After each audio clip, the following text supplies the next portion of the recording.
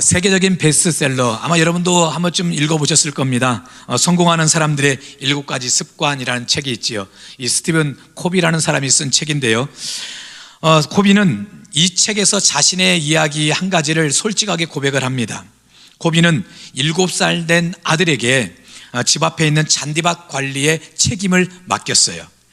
아들이 처음에는 열심히 했어요. 아버지에게 자기에게 또 잔디밭을 잘 관리하라고 맡기니까 열심히 일을 하는데, 여러분 이제 7살밖에 되지 않는 아들이 잔디밭 관리 한들 여러분 잘할 수 있겠습니까? 잡초는 제대로 뽑을 수 있겠어요? 잔디가 무엇인지 풀이 무엇인지 때로는 제대로 구분이나 하겠습니까? 그러니 관리가 잘 안 되지요. 엉망이 될 수밖에 없지요. 그래 아들이 힘들어할 때마다 아빠인 코비는 그렇게 말해요. 아빠가 도와줄게 하면서 아빠가 직접 나서서 잡초도 뽑고 잔디도 깎고 아주 완전하고 완벽하게 아주 잔디밭 관리를 잘 하는 거지요.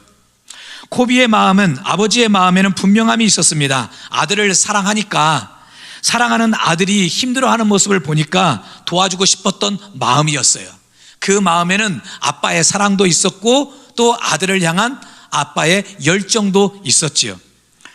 하지만 그 몇 달 후 어떤 일이 일어났냐면, 네 아들이 어차피 아빠가 다 할 텐데 하고 아들이 더 이상 잔디밭 관리를 하지 않겠다는 거예요. 두 손을 다 놔버렸어요. 코비는요, 아빠는 그때 깨달았습니다. 자신의 선한 의도와 뜨거운 사랑이 오히려 아들의 책임감과 성장 기회를 빼앗았다는 것을 말입니다. 도우려는 마음이 아들의 자립심을 해쳤다는 것을 알게 되었어요. 여러분, 아빠에게는요, 아들을 향한 엄청난 열정이 분명히 있었습니다. 그리고 아들을 사랑하는 마음도 컸어요. 우리는 이런 아빠의 사랑과 열정을 어떻게 표현하느냐? 찐사랑, 찐열정이라고 하지요. 그러나 그 열정과 사랑이 오히려 아들의 성장을 방해하게 되었어요. 이유는 왜 그럴까요? 그 이유가 무엇 때문일까요? 바로 자의적인 사랑, 자의적 열심 때문이었습니다. 쉽게 말하면 그 열심이 누구 중심이었느냐? 자기 중심이었어요. 아들을 사랑한다고 했지만 그 사랑이 누구 중심적이었어요? 자기 중심적이었어요. 아빠가 누구를 좀 생각했어야 돼요? 아들을 좀 생각했어야지. 아들 입장에서 한번 생각해보고, 아들 입장에서 한번 바라보고, 아들 입장에서 한번 배려해 봤더라면, 그러나 그렇다면 아버지는 자의적인 사랑과 자의적인 열심을 하지 않았을 거예요. 만약에 아들 입장에서 한번 생각해 봤다면 잔디밭을 도와줘도 누구와 함께 했겠어요? 아들과 함께 했겠지요. 그리고 아들이 도저히 안 되는 부분에 있어서는 아빠가 좀 도와준다든지, 아빠가 모든 걸 혼자 다 하는 것이 아니었고. 여러분, 오늘날 교회도 마찬가지입니다. 열정이 대단한 성도들 참 많이 있습니다. 우리 한국교회 보면 열정이 대단한 성도들 참 많이 있어요. 뿐만 아니라 교회를 사랑하고 이웃을 사랑하고 목회자를 사랑하고 성도를 사랑하는 성도들 또한 많이 있습니다. 그런데 아주 아이러니하게도 오히려 그런 열심과 열정을 가지고 교회를 사랑하고 목회자를 사랑하고 성도를 사랑한다고 하는데, 오히려 그 사랑이 오히려 교회를 크게 어렵게 만들 때가 있어요. 그리고 목회자의 마음을 힘들게 할 때가 있고 다른 성도들의 마음에 상처를 줄 때가 있어요. 이유가 어디에 있겠습니까? 바로 자의적인 열심, 자기중심적인 사랑 때문입니다. 여러분, 교회를 한 번만 생각해보고 목사님을 한 번만 생각해보고 다른 성도들 입장에서 한 번만 생각해 봤더라면, 그러면 그렇게 말하지 않고 그렇게 행동하지 않았을 것인데, 열심은 있고 사랑은 있는데 다 누구 중심적이에요? 나 중심적이에요. 나 중심적. 부부 사이도 그렇지 않습니까? 남편이 아내를 열심히 사랑해요. 그러나 이것이, 이 사랑이 자기중심적이면 어떻게 될까요? 남편은요, 또 아내는요, 힘들기 마련이거든요. 여러분, 자의적 열심은 자칫 자신만을 위한 열심이 될 수 있습니다. 그것이 다른 사람을 힘들게 할 수도 있어요. 그런데 오늘 본문에 소개되고 있는 이런 초대교회 성도들은 그런 삶을 살질 않았어요. 초대교회 성도들에게 분명히 사랑이 있었고 열심이 있었거든요. 그런데 그 사랑과 열심이 자기중심적인 것이 아니라 지극히 타인중심이었어요. 다른 사람을 먼저 배려하고 다른 사람을 먼저 사랑하는 열심, 다른 사람에게 먼저 열정을 다하는 열심이었어요. 그 열정과 사랑이 오늘 본문에서 어떻게 표현되고 있느냐? 자, 42절 말씀을 다시 한번 읽어볼게요. 그들이 사도의 가르침을 받아 서로 교제하고 떡을 떼며 오로지 기도하기를 힘쓰니라. 자, 서로 교제하고 떡을 떼었다. 오로지 기도하기를 힘썼다. 그뿐입니까? 사도행전 2장 44절 45절 말씀을 보면 더 대단한 삶을 또 이들이 살았네요. 같이 한번 읽어봅니다. 믿는 사람이 다 함께 있어 모든 물건을 서로 통용하고 또 재산과 소유를 팔아 각 사람의 필요를 따라 나눠주며, 서로의 물건들을 서로 나누는 거예요. 아낌없이 나눠요. 그런데다가 재산과 소유를 팔아서 각 사람의 필요에 따라서 나누어 줘요. 근데 더 기가 막힌 사실은 이 모든 일을 억지로 하지 않고 기쁨과 순전한 마음으로 했대요. 자, 46절 말씀을 같이 한번 읽어봅니다. 날마다 마음을 같이하여 성전에 모이기를 힘쓰고 집에서 떡을 떼며 기쁨과 순전한 마음으로 음식을 먹고. 보세요, 기쁨과 순전한 마음으로 했대요. 기쁜 마음으로 했어요. 억지로 하는 마음이 하나도 없었어요. 또 여기 순전한 마음으로 했다. 순전함이라는 말은 무슨 말이냐? 순수한 마음이라는, 깨끗한 마음이에요. 계산기가 있어요? 없어요. 계산기가 없는 아주 순수하고 깨끗한 마음으로. 여러분 생각해 보세요. 내 재산을 팔아서 누군가를 돕는다는 것이 이게 쉬운 일입니까? 여러분도 대답이 없잖아요. 이게 어려운 일이니까 대답이 없잖아요. 여러분, 내 재산을 팔아서 누군가에게 나눠주고 누군가를 돕는다는 일이 결코 쉬운 일이 아닙니다. 그럼에도 초대교회 성도들은 결코 쉬운 일을 하거든요. 근데 이것도 어떻게 합니까? 기쁜 마음으로, 아주 깨끗하고 순진한 마음으로 했어요. 여러분, 이게 얼마나 아름다운 성도들의 모습입니까? 그럼 이런 놀라운 삶이 가능했던 이유가 무엇 때문이냐? 바로 오늘 본문이 바로 그 답을 주고 있는데, 다시 한번 42절 말씀을 같이 한번 읽어볼게요. 그들이 사도의 가르침을 받아 서로 교제하고 떡을 떼며 오로지 기도하기를 힘쓰니라. 누구의 가르침을 받았습니까? 사도의 가르침을 받았어요. 다른 말로 하면 오늘날로 보면 목회자의 가르침을 받았어요. 사도의 가르침을 받고 그 가르침에 따라서 서로 교제하고 떡을 떼고 또 오로지 기도하기를 힘썼네요. 더 나아가서 각자의 물건들을 서로 아낌없이 나누어주며 심지어는 자신의 재산을 팔아서 어렵고 힘든 사람을 돕고 협력해주고 나눠주는 삶을 살 수 있었던 그 이유가 누구의 가르침을 받았어요? 사도의 가르침을 받았어요. 목사님의 가르침을 받았어요. 야, 오늘 우리 목사님 말씀 설교 신바람 나겠는데? 여러분, 그 당시 사도들이 가르쳤던 가르침이 과연 무엇이었을까요? 사도들에게 잘해라? 목사님께 잘해라? 여러분, 아니에요. 그 당시 사도들이 가르쳤던 것은 바로 하나님의 말씀이었습니다. 특히 사도들이 직접 보고 느끼고 경험했던 그 예수님의 삶을 가르쳐 주었어요. 예수님께 들었던 수많은 말씀들을 바로 가르쳐 주었어요. 많은 사람에게 기적을 행하시는 그 예수님의 그 모습, 때로는 죄인들을 용서하시고 가난한 자들과 함께 하셨던 그 예수님의 그 거룩한 삶, 또 예수님이 끊임없이 말씀하셨던 그 말씀들, 수없는 말씀들, 자신의 마음에 새기고 생각 속에 넣었던 그 많은 말씀들, 이 모든 말씀들을 바로 사람들에게 가르쳤어요. 성도들에게 가르쳐 주었어요. 그리고 성도들은 그런 사도들이 전한 하나님의 말씀을 듣고 그 말씀대로 순종하고 따라 살았어요. 할렐루야. 여러분, 오늘 우리는 이 부분에서요, 진정한 헌신이 무엇인지를 한번 생각해 볼 필요가 있습니다. 우리가 성도라고 이야기를 하는데 성도들이 어떻게 살아야 되는 것이 성도의 삶인지를 우리가 한번 생각해 볼 필요가 있어요. 여러분, 헌신이 무엇입니까? 헌신이 무엇이냐라고 물어볼 때 많은 사람들은 헌금을 많이 하는 성도를 헌신 많이 하는 성도라고 생각해요. 교회 안에서 많은 봉사를 하는 성도들, 이 모양 저 모양으로 봉사하고 충성하고 헌신하는 사람들을 헌신한다고 이야기를 해요. 예배도 잘 드립니다. 모든 예배 빠지지도 않고 예배도 잘 드리고, 또 하나님 앞에 기도도 열심히 하고 성경 공부도 열심히 참석하고, 또 더 나아가서 새벽 예배도 한 번도 빠짐없이 정말 하나님 앞에 나와서 기도하는 성도들, 우리는 헌신을 많이 한다고 하지요. 물론 그것도 헌신 맞습니다. 그러나 초대교회 성도들은 그보다도 더 앞서서 이야기하는 헌신이 있어요. 그 헌신이 무엇이냐? 바로 말씀에 반응하는 빈도수가 많은 거예요. 즉 말씀에 순종하고 말씀대로 살려고 몸부림치는 수고와 애씀이 많으면 많을수록 그 성도는 지금 헌신을 하나님 앞에 많이 하고 있는 거예요. 여러분, 또한 성도는 어떤 삶을 살아야 되는 겁니까? 바로 하나님의 말씀에 가르침을 받고 그 말씀에 순종하고 말씀대로 살아내는 것, 이것이 바로 성도의 삶이 되는 줄 믿습니다. 여러분, 운동하는 선수들을 보면은요, 비슷한 수준의 선수들끼리, 경쟁자끼리는 이 중요한 것이 있더라고요. 그것이 바로 뭐냐면 스타트 반응 속도예요. 스타트, 출발선에 딱 서가지고 이 스타트의 반응 속도가 어떠느냐에 따라서 금메달이냐 은메달이냐가 결정이 되더라고요. 여러분, 실제로요, 작년 2024년 파리 올림픽에서 남자 그 육상 100m 결승에서 여러분, 금메달과 은메달의 차이가 몇 초 차이였느냐? 0.005초 차이였대요.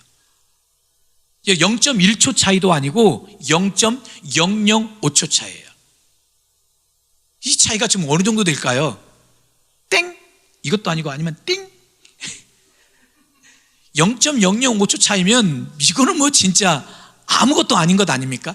저는 좀 안타까운 게 뭐냐면, 0.005초 차이로 금메달을 딴 사람은 기쁘겠지만 0.005초 차이로 은메달을 딴 사람은 얼마나 아쉬움이 남을까. 아마 그 평생, 그때 내가 진짜 조금만 더 달렸어도 금메달이 내 거였을 텐데, 아쉬움 속에 살지 않겠어요?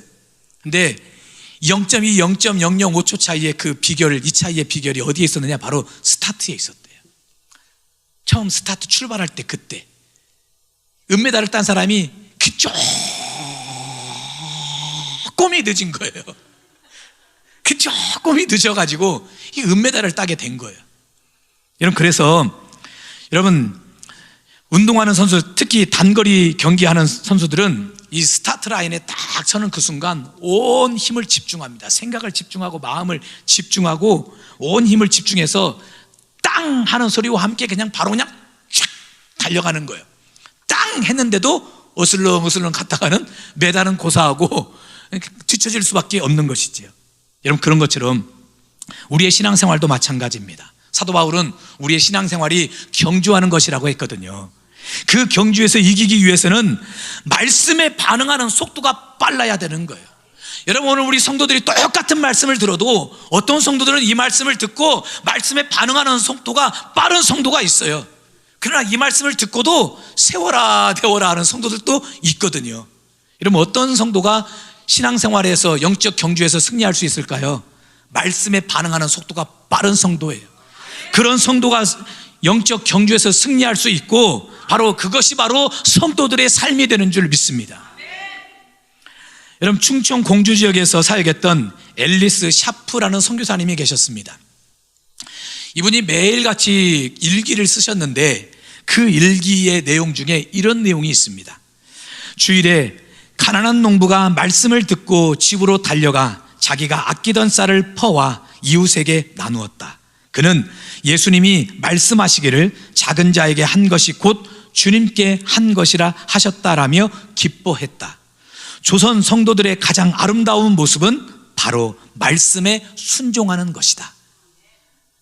여러분, 우리 한국교회 신앙의 선배들이 어떻게 신앙생활한 겁니까? 하나님의 말씀을 듣고 그 말씀을 삶 속에서 즉각 순종하며 살았어요. 말씀 앞에 순종했습니다. 말씀에 즉각 반응했습니다. 그것이 우리 한국교회의 믿음의 뿌리요 신앙의 뿌리였어요. 그런데 여러분, 오늘 우리들의 모습은 어떻습니까? 오늘 저와 여러분의 모습은 어떻습니까? 여러분, 우리는 말씀의 가르침대로 살기 위해 몸부림치고 있습니까? 말씀에 아멘하며 살려고 애를 쓰는 모습이 과연 우리에게 얼마나 있습니까? 우리 신앙의 선배들은 주일날 목사님의 말씀, 아니 하나님의 말씀을 통해서 삶 속에서 그대로 즉각 순종하며 살았다고 하는데, 오늘 우리는 이 주일날 들었던 하나님의 말씀을 우리 삶에 과연 얼마나 적용하고 그 말씀대로 살려고 몸부림을 치고 있느냐, 이것입니다. 우리 가져올 성전교회 모든 성도들은 말씀에 반응하며 말씀에 작동하는 삶을 살아내시길 주님의 이름으로 축원합니다. 말씀에 반응하는 속도가 빠른 성도가 되시길 주님의 이름으로 축원합니다. 여러분, CCM 곡 중에요, 시편 40편 말씀을 중심으로 작사 작곡된 곡이 있습니다. 가사가 이래요. 하나님의 음성을 듣고자 기도하면 귀를 기울이시고 내 기도를 들어주신다네. 깊은 웅덩이와 수렁에서 끌어주시고 나의 발을 반석 위에 세우시사 나를 튼튼히 하셨네. 2절 가사는 이렇습니다. 주를 의지하고 교만하지 않으면, 거짓에 치우치지 아니하면 복이 있으리라. 여호와 나의 주는 크신 권능의 구주라. 주의 크신 권능으로 우리들을 사랑하여 주시네.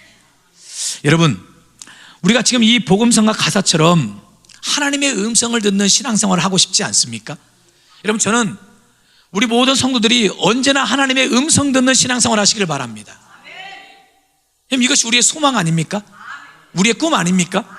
더 나아가 그뿐 아닙니다. 우리가 드리는 모든 기도에 하나님께서 귀를 기울여 주시고, 그리고 결국 응답해 주시는, 그래서 하나님의 역사를 경험하고 싶은 것, 여러분, 이것이 우리의 꿈 아닙니까? 더 나아가서 마치 우리 삶이 깊은 웅덩이와 수렁 같아도 그곳에서 하나님이 우리를 끌어주시고 우리의 발을 반석 위에 든든히 세워주시는 그 하나님의 놀라우신 은혜를 오늘 저와 여러분들이 경험하고 싶지는 않습니까?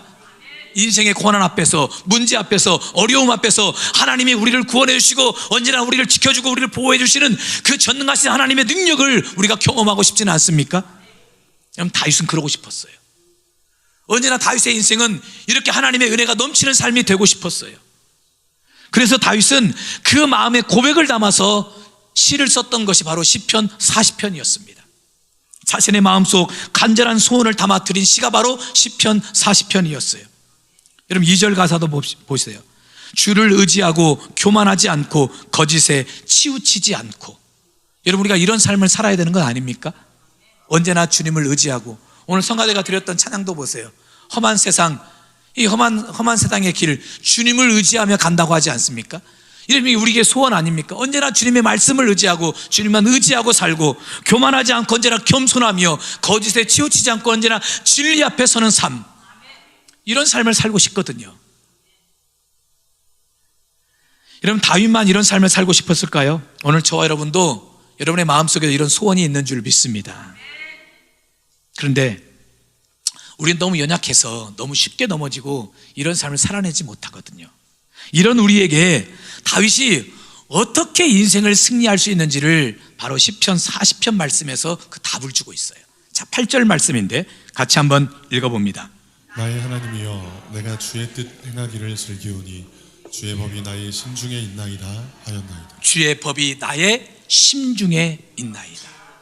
즉, 하나님의 말씀이 심장에 박혀 있으면, 그 말씀에 순종하며 살면 하나님의 음성도 듣고 기도 응답도 있고, 살다가 깊은 수렁과 웅덩이에서도 구원받고 건진받는 은혜와 축복이 있게 된다는 거예요. 말씀이 우리 삶에 있으면, 말씀이 내 안에 있으면, 말씀이 내 삶을 통치하고 다스리면 그 말씀 가운데 기적이 있다는 거예요. 그 말씀 안에 은혜가 있다는 거예요. 그 말씀 안에 축복이 있다는 거예요. 그러므로 오직 말씀에 순종하고 말씀대로 사는 저와 여러분이 되시길 주님의 이름으로 축원합니다. 아멘.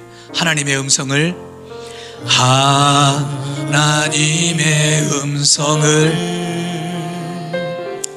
듣고자 기도하며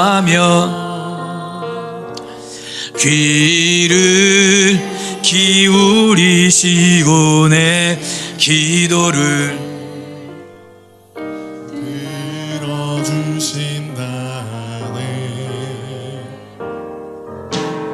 깊은 웅덩이와 수렁에서 끌어주시고 나의 발을 반석 위에 세우시사 나를 튼튼히 하셨네. 새 노래로 부르자 하나님께 올릴 찬송을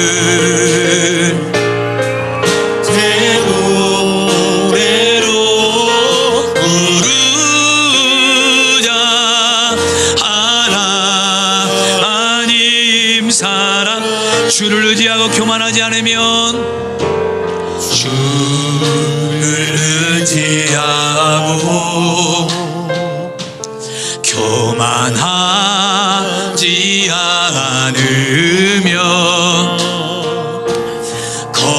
희생 치우치지 아니하면 곧 있으리. 여호와 나의 주는 여호와 주는 크신 권능의 구주라. 주의 크신 권능으로 우리들을 사랑하여 주신. 우리 온 마음으로 고백합니다. 새 노래로 부르자. 날라라 하나님께 올릴 찬송을. 새 노래로 부르자. 하나님. 다시 한번 마음으로 고백합니다. 새 노래로 부르자. 날라라 하나님께 올릴 찬송을. 새 노래로 부르자. 하나님 사랑을. 할렐루야. 사랑하는 여러분, 말씀만이 어지러운 이 세상에서 우리에게 유일한 희망이 되고 소망이 되는 줄 믿습니다. 아무리 우리 삶이 힘겹고 어려움이 많아도요, 뿐만 아니라 우리가 하나님의 마음을 아프게 하는 불충한 삶을 살았다 할지라도 하나님의 말씀이 우리에게 있으면, 말씀이 우리의 마음에 들려지고 하나님의 말씀이 우리 귀에 들려진다면 아직 우리에게 희망이 있는 줄 믿습니다. 소망이 있는 줄 믿습니다. 우리는 호세아서 1장 1절 말씀을 통해 이런 사실을 거듭 깨달아 볼 수 있어요. 자, 호세아서 1장 1절 같이 읽어볼게요. 우시아와 요담과 아하스와 히스기야가 이어 유다 왕이 된 시대, 곧 요아스의 아들 여로보암이 이스라엘 왕이 된 시대에 부엘리의 아들 호세아에게 임한 여호와의 말씀이니라. 어느 날 하나님의 말씀이 호세아에게 임했습니다. 여러분, 우리가 지금 읽었던 우리 한글 성경에는 호세아에게 임한 하나님의 말씀이 지금 어디에 들어가 있죠? 말씀의 구조를 보니까 지금 뒤에 있죠. 뒤에 말씀이, 하나님의 말씀이 지금 뒤에 임한 것처럼 이렇게 번역이 되었어요. 근데 히브리어 원문을 보면 그렇지 않습니다. 히브리어 원문을 보면 여호와의 말씀이니라 호세아에게 임한이라는 말이 먼저 나와요. 하나님의 말씀이 호세아에게 먼저 임했어요. 그런 뒤에 그 시대적 배경을 그 다음에 이야기해 주는데, 왜 우리 한글 성경은 이 말씀의 그 구조를 뒤로 서로 바꿨는지는 잘 모르겠습니다. 먼저 하나님의 말씀이 호세아에게 임합니다. 그리고 그 시대의 배경이 어떻다고 이야기를 하느냐. 자, 호세아 선지자가 활동하던 시대가 어떤 시대였느냐, 자세하게 표현되어 있는 곳은 바로 호세아서 4장 1절 2절인데 같이 한번 읽어볼게요. 이스라엘 자손들아, 여호와의 말씀을 들으라. 여호와께서 이 땅 주민과 논쟁하시나니 이 땅에는 진실도 없고 인애도 없고 하나님을 아는 지식도 없고 오직 저주와 속임과 살인과 도둑질과 가늠뿐이요 포악하여 비가 피를 뒤음이라. 진실도 없고 인애도 없고 하나님을 아는 지식도 없고 저주와 속임과 살인과 도둑질과 가늠뿐이며 심지어 포악하여 피가 피를 뒤이음이라. 이런 피가 피를 뒤잇는다, 무슨 말입니까? 살인과 학살이 계속해서 지금 일어나고 있다는 얘기예요. 여러분, 이런 시대 희망이 있습니까? 소망이 있습니까? 더더욱이나 지금 이런 시대적 모습이 어느 나라에서 일어나고 있는 겁니까? 이스라엘 나라에서 일어나고 있는 거예요. 여러분, 이스라엘이 어떤 민족입니까? 하나님 앞에 선택된 선민 백성들 아닙니까? 근데 그런 자들의 삶에 진실도 없어요, 인애도 없어요, 하나님을 아는 지식도 없어요, 저주와 속임과 살인과 도둑과 가늠뿐이며 또 심지어 포악해서 피가 피를 뒤잇는데요. 여러분, 믿지 않는 자들이 이렇게 산다면 하나님이 없으니 그렇다고 하지만, 그러나 믿는 자들이 이렇게 살면 더 이상 소망이 없는 거 아닙니까? 여러분, 호세아 선지자가 활동하던 시대의 모습이었어요. 강팍했어요. 살벌했어요. 희망이 없었어요. 소망이 없었습니다. 이러한 시대에 무엇이 임했어요? 하나님의 말씀이 임한 거예요. 하나님의 말씀이 호세아에게 임한 거예요. 여러분, 이것이 지금 무엇을 말하는 것입니까? 아무리 혼탁하고 혼란한 세상이라 할지라도 따라합시다. 말씀만이 이 세상의 유일한 희망이다. 말씀만이 타락하고 강박한 시대에 온갖 살인과 저주와 속임과 속임으로 가득한 시대라 할지라도 그 세상에 하나님의 말씀이 임하면 소망이 있어요. 희망이 있어요. 세상이 변한다는 거예요. 바뀌어진다는 겁니다. 세상이 새롭게 흘러갈 수 있다는 이야기예요. 오늘 우리의 삶도 마찬가지예요. 오늘 우리의 마음에 죄악이 넘치고 하나님의 마음을 근심케 하는 삶이 우리에게 넘친다 할지라도, 때로는 우리가 넘어지고 자빠지고 무너져서 하루에도 수없이 하나님 앞에 원망하고 불평의 소리를 해낸다 할지라도, 우리에게 하나님의 말씀이 다시 임하면, 하나님의 말씀이 우리에게 다시 임하면 우리의 믿음이 회복되고 신앙이 회복되고 우리의 삶이 회복되게 될 줄 믿습니다. 그래서 말씀이 우리에게 희망이 되고 소망이 되는 거예요. 여러분, 살다 보면 우리도 실수할 때 있지요. 넘어질 때 있지요. 죄를 지을 때도 있고 하나님의 마음을 아프게 하고 근심케 할 때도 있지요. 그럼에도 우리가 말씀을 떠나지 않고 말씀을 붙잡고 말씀의 가르침을 받고 살면 반드시 언젠가 다시 회복되게 되는 때가 올 줄 믿습니다. 여러분, 잘 알고 계시는 사울왕과 다윗왕, 이 두 왕에게도요 닮은 꼴이 있었어요. 닮은 꼴. 자, 먼저 사울왕입니다. 사무엘상 15장 26절 같이 읽어볼게요. 사무엘이 사울에게 이르되 나는 왕과 함께 돌아가지 아니하리니 이는 왕이 여호와의 말씀을 버렸으므로 여호와께서 왕을 버려 이스라엘 왕이 되지 못하게 하셨음이니이다 하고. 사무엘 선지자가 사울왕을 책망합니다. 뭐라고 책망합니까? 여호와의 말씀을 버렸다. 사울왕이 하나님의 말씀을 버렸던 때가 있었다는 거예요. 그럼 다윗왕은 어땠느냐? 자, 다윗 사무엘하 12장 9절 같이 봅니다. 그러한데 어찌하여 내가 여호와의 말씀을 업신여기고 나 보기에 악을 행하였느냐. 자, 여기까지만 보겠습니다. 나단 선지자가 지금 다윗 왕을 책망할 때 하는 내용입니다. 뭐라고 말합니까? 여호와의 말씀을 업신여겼다. 사울 왕도 다윗 왕도 어느 한순간 하나님의 말씀을 버리고 하나님의 말씀을 업신여기고 그들의 삶 속에서 말씀이 떠났을 때가 있었다는 거예요. 그 결과가 어떻습니까? 죄를 지었어요.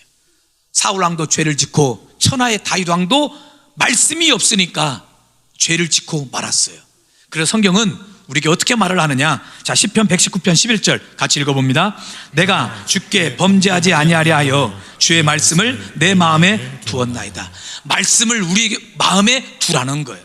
말씀을 마음에 두면 다시 회복이 되고 말씀을 마음에 두면 우리의 죄가 멀어지게 될 줄 믿습니다. 그러나요, 사울왕은 이런 책망을 받고도 말씀이 떠났다고, 말씀이 당신에게 없다고 이런 책망을 받았음에도 불구하고 사울왕은 다시 말씀 앞으로 돌아오질 않았어요. 자신의 삶을 회개하고 깨닫고 다시 말씀 앞으로 돌아와야 되는데 사울왕은 그러질 않았어요. 결과가 어떻습니까? 하나님 앞에 버림받았어요. 그러나 다윗왕은 하나님 앞에 깨닫고 말씀 앞에서 깨닫고 회개하고 다시 하나님의 말씀으로 돌아왔어요. 자, 사무엘상 12장 13절 같이 읽어볼게요. 다윗이 나단에게 이르되 내가 여호와께 죄를 범하였노라 하매. 자, 시편 51편 11절도 봅니다. 나를 주 앞에서 쫓아내지 마시며 주의 성령을 내게서 거두지 마소서. 나단 선지자가 책망하니까 하나님, 선지자님, 내가 하나님 앞에 죄를 범했습니다. 내가 죽일 놈입니다 하고 하나님 앞에 회개하고, 시편 51편은 다윗이 밧세바를 범하고 난 뒤에 하나님 앞에 통회자복하는 마음으로 기록한 시였거든요. 뭐라고 고백합니까? 주의 성령을 내게서 거두지 말아 주십시오. 다른 말로 하면 하나님, 나를 떠나서는 안 됩니다. 어떠한 일이 있어도 나를 떠나서는 결코 안 됩니다. 그리고 다윗은 다시 말씀 앞으로 돌아왔어요. 복음 앞으로 돌아왔어요. 주님 앞으로 돌아왔어요.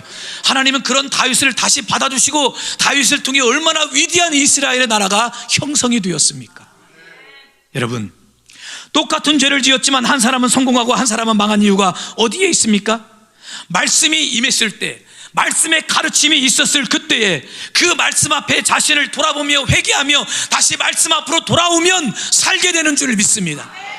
그러나 말씀을 들어도 말씀 앞에 돌아오지 않으면 희망이 없어요. 소망이 없는 거예요. 여러분 어떤 성도가 되길 원하십니까? 사울왕 같은 성도가 되길 원하십니까? 다윗왕 같은 성도가 되길 원하십니까?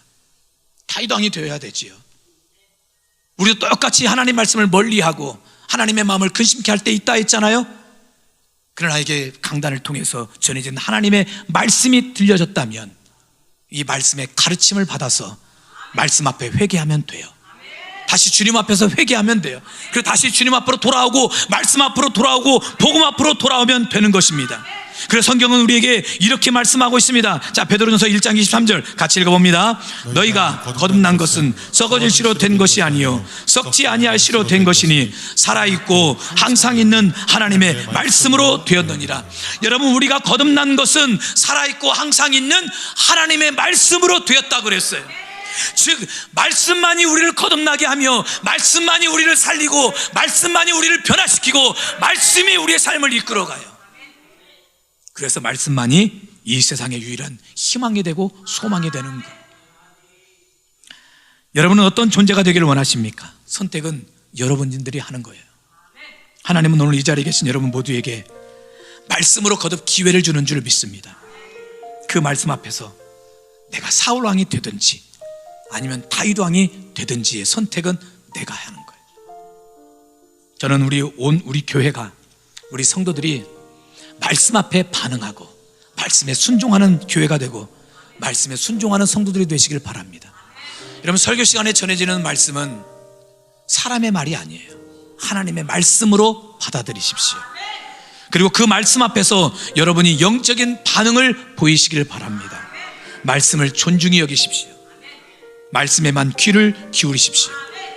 그런 인생에 하나님은 놀라운 은혜와 축복을 허락하실 줄 믿습니다. 이제는 날씨가 많이 선선해졌습니다. 그 무덥던 여름도 다 지나갔어요. 날씨가 얼마나 더웠는지 무더운 날씨가요 모기도 이겼더라고요. 올 여름에는 모기가 없었어요. 모기가 없었어요. 그 모기도 더위 앞에서는 꼼짝을 못했어요. 그런 더위도 언제 끝나는가 싶더니 다 이제 끝나고 아침 저녁으로 또 낮 시간에도 선선한 가을바람이 불어와요. 여러분, 일하는 중에 가을 하늘 보셨습니까? 요즘 하늘이 얼마나 예쁜지 몰라요. 구름도 하얗고 그냥 손만 닿을 수 있다면 가서 따다가 먹고 싶은, 한 입에 입에 콕 좀 넣고 싶은 마음도 드는데, 이렇게 선선한 가을 날씨, 말씀 읽기 딱 좋은 계절이 되었어요. 말씀 앞에 돌아오기 딱 좋은 계절이 되었어요. 힘들고 어려운 일이 있겠지만, 고달픈 일이 있겠지만 다시 말씀 앞으로 돌아가십시오. 말씀 앞에 반응하십시오. 그럼 하나님은 여러분의 인생을 반드시 말씀으로 회복시켜 주실 거예요. 이런 놀라운 은혜와 축복이 오늘 우리 교회 안에 또 여러분의 삶 속에 가득 넘치시길 주님의 이름으로 축원합니다. 아멘.